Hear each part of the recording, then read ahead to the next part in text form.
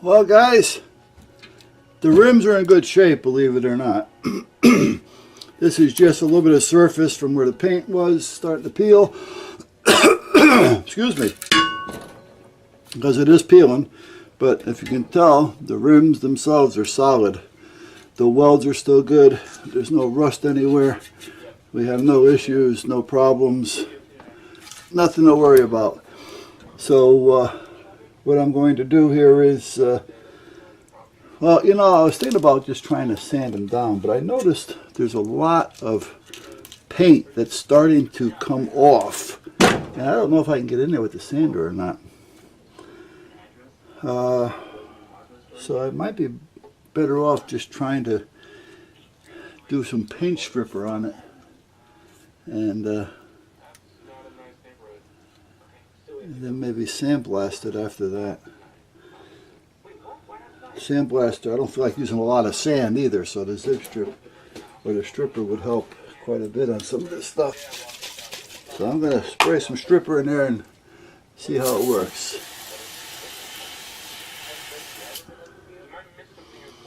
I'm going to spray some on that. I just spray that whole piece.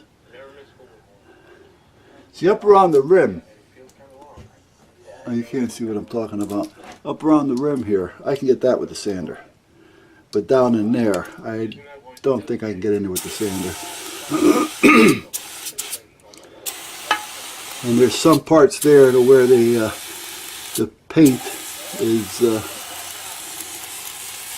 not stuck on. It's like rusty under it, if you know what I mean.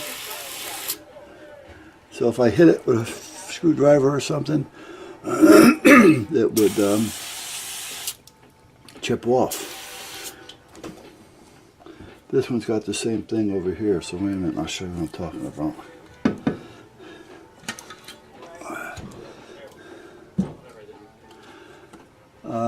Screwdriver. Let me get an old one. Or one that I don't care too much about. Or at least one that'll take a little abuse. Okay. Now right here, I don't know if you can see it or not. You can hear it. Let's see if I... Right.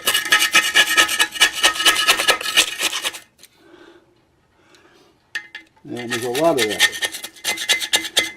Now again, it's not rust. It's not rust to where it's bothering the rim anywhere. The rim is in great shape. However, it could get worse if I leave it unattended. Not the picture. So let me spray some of this in there to see. See, the problem being is this isn't paint. It's, you know what it is.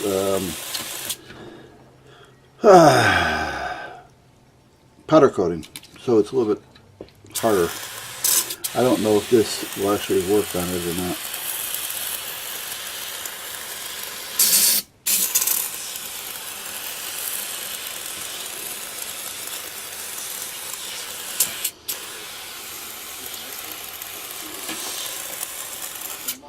Like I say, around the edges I don't care about. I can get those easily. I just want to see if this does anything at all in there. I want to just give it a chance because this can of stripper's been sitting there for a long time anyway, so it's not like I bought it.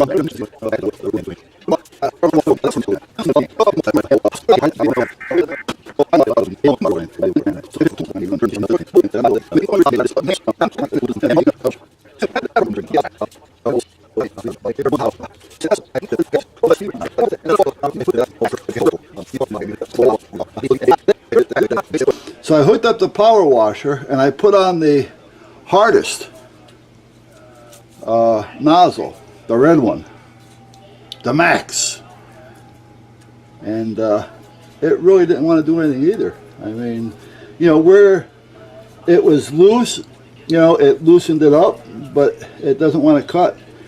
Now, tomorrow, I'm not going to be here.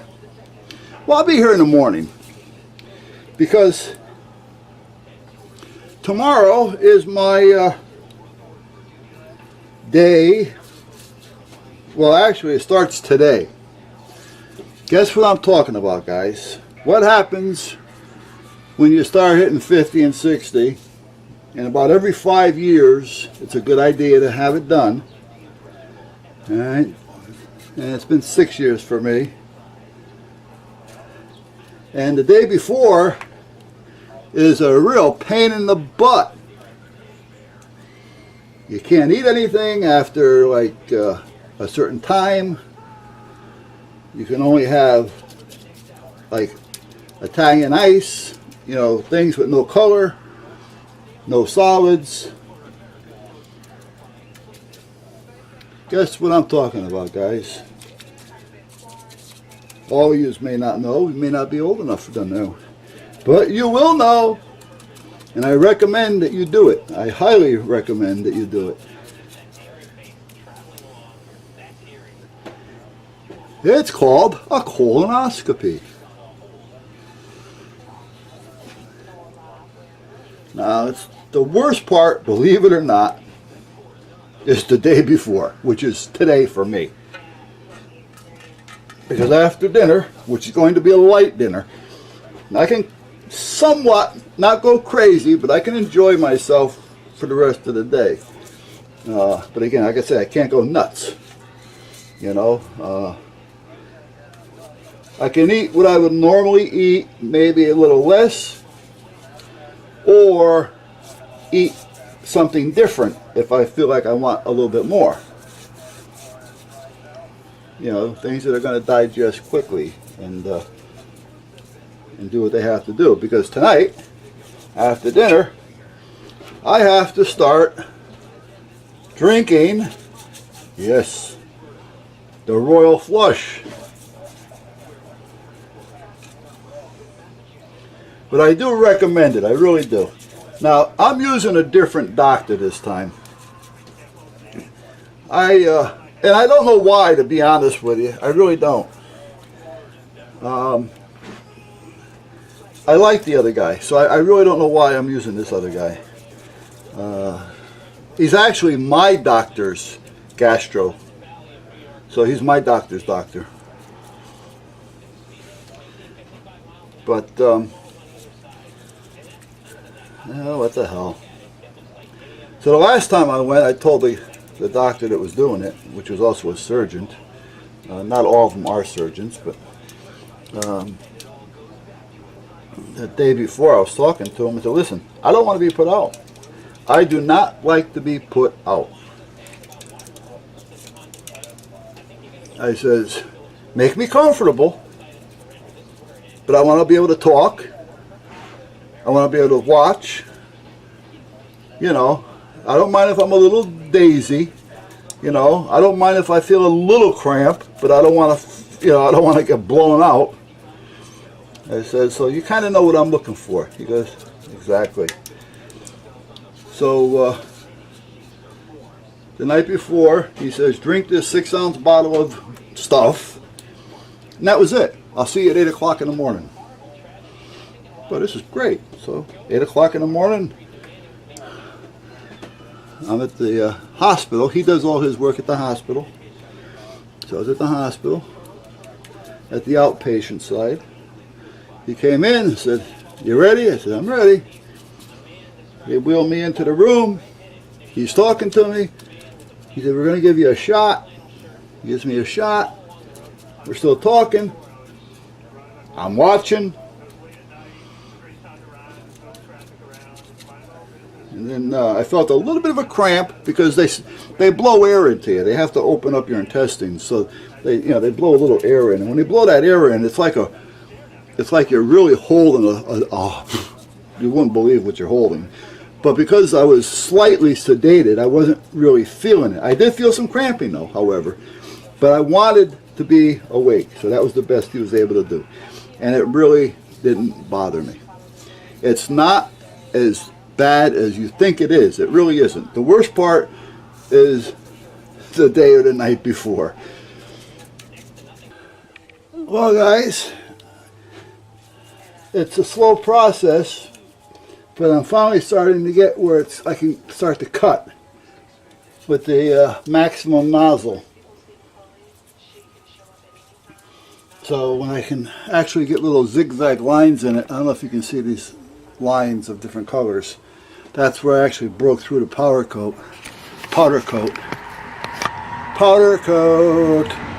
Alright, you know, here I am going nuts with Zip Strip and the power washer and all this shit to try to get these rims clean. My sandblaster, the sand that I had, was just not working. Plus, I don't really think I had enough power either, to be honest with you, with my compressor. You know, it's more for glass and light stuff. So I've been going nuts trying to figure out where I'm going to get it done. Looking in the internet, who does it around here, who doesn't, whatever. Yeah, I said to myself, let's call the wife. Because where she works, they work with concrete. They build parking lots, for crying out loud. So they're always pressure washing and sandblasting names into the marble and stuff. So I called her. I said, babe, you got a sandblaster back there in the shop? Because see, she's the executive secretary, so she works in the office. She goes, well, let me call back there and find out. She calls back. She talks to the shop foreman. She goes, yeah. He says, bring him over now. He'll take care of it for you. I brought him over. Bam, done. Now the only thing is, he said that their blaster is an aggressive blaster, which I figured that. So he didn't want to work on the bead part because this is rough and we probably wouldn't got a good seal. So I told him, well, don't worry about the bead. I just want to get them clean so I can get them painted and they would look halfway decent. I says, the bead I'll clean with some with a wire wheel, you know, or a sanding disc, and I get that clean, so I'm not worried about the bead. I says, but I want to get them so at least I can get a good coat of paint on them and don't have to worry about it because they are in good shape. All right. So he says, not a problem. So there we are. This is one side. This is the other side. All right. They go on this way. So this is the part that sticks out. And here, this is the part that sticks out. Now, with that being said, no more beer. Later on. Later. The tires were supposed to come today. Well, Pete's Tire Barn sent them. The wife called me and she says, yes, they're on the truck. They're on their way. Well, yeah. UPS came. Oh, you're okay, Duff. You're okay. Yeah, if they just stay there, I can get around them. But they got to get up when you're trying to get over them and they trip you. So ow, at the back. Meanwhile, there's the tire. Well, what's wrong with this picture? Where's the other one? UPS rerouted the tire to a different place. You have two tires. How did one get routed to another place? And it's still in Massachusetts, so they're going to have it tomorrow. Look at myself. What is wrong with people? You know, I mean, it's really getting to where you just have to order something, and hopefully you don't need it because you're going to get it whenever they feel like or can possibly figure out how to get it to you. If you see one, they both have the same address on them. Why is one not coming with the other? How did they get rerouted to another place? Yeah, so now they got to pick it up at the other place, all right, and then get it back to me. And they said they're going to be able to do this by tomorrow. All right, there we go. That's one coat. Turned the lights off already. Sorry about that. But that's one coat. And I'll do another one tonight about 8 o'clock when I come out here to walk the boys. And let's give it another coat because I can see a little bit of shadowing on that one. Actually, I don't like that. I'm going to take care of that right now. And I'm not going to use the, hold on, I don't want the camera going. Alright, so, well, it is shadow. It isn't that it's not painted, it's just shadows. Okay. Alright, anyway, there we are. So, today's Wednesday, I believe it's the 25th, I'm not positive. It's probably 3 o'clock, and I'm going in for the day.